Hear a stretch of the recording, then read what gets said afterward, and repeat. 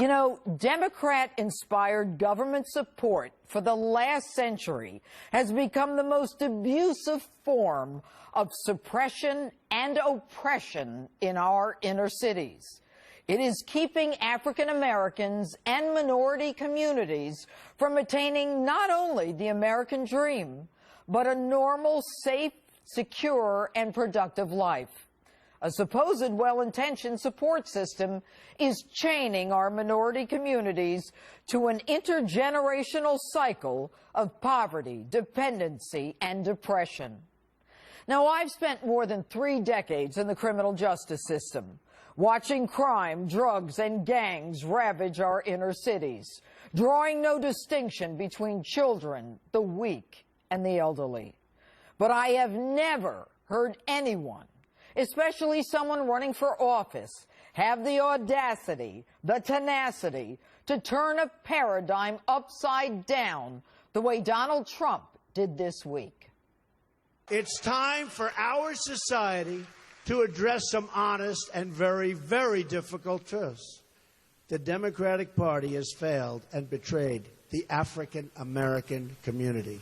Democratic crime policies, education policies, and economic policies have produced only more crime, more broken homes, and more poverty. Is he right? Let's take a look.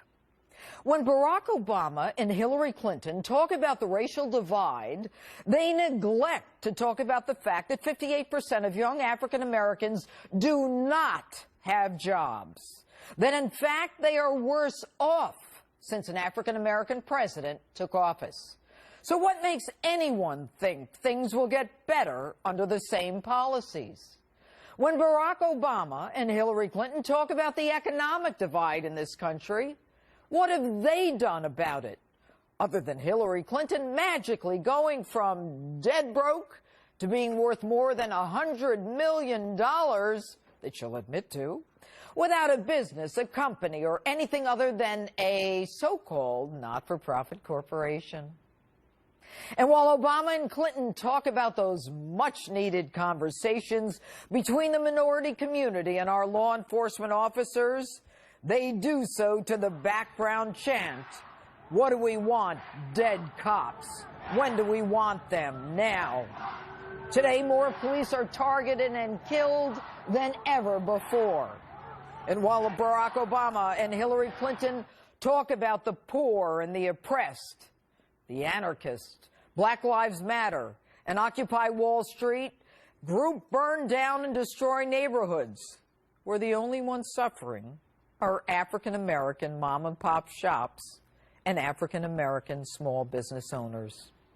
And while they pontificate on the quality of justice for minority communities like Ferguson and Baltimore, juries, judges, and even their own Department of Justice outright reject their make-believe incendiary and divisive narrative.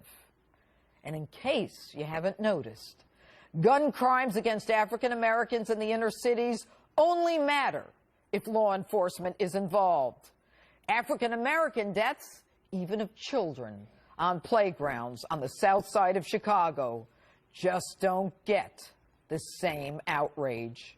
And when this duo talk about the quality of education that young African American and minority children need to compete, they force an education bureaucracy and the unions that in turn support them, selling slick ads, while children in those communities drop out or fail on those families. No vision to help children like the lucky few who have experienced the voucher system or school choice that allows them to break the bonds of the inner city and soar their way to success.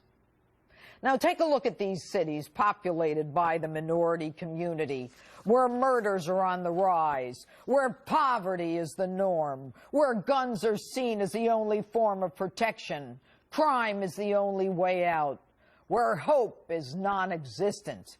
And ask yourselves, who is running these cities? Democrats. Take a look at the numbers. Chicago has had a Democratic mayor for the last 85 years. St. Louis, 67 years. Newark, 109 years. Milwaukee, 108 years. Baltimore, 49 years. And D.C., 41 years. All major cities, all where murders go up. Folks, if something just doesn't work time after time, over and over, what does it tell you? Should you keep going with it? Should you do it again? You know what? I can't say it any better than he can.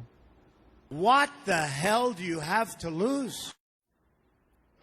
And that's my opening statement.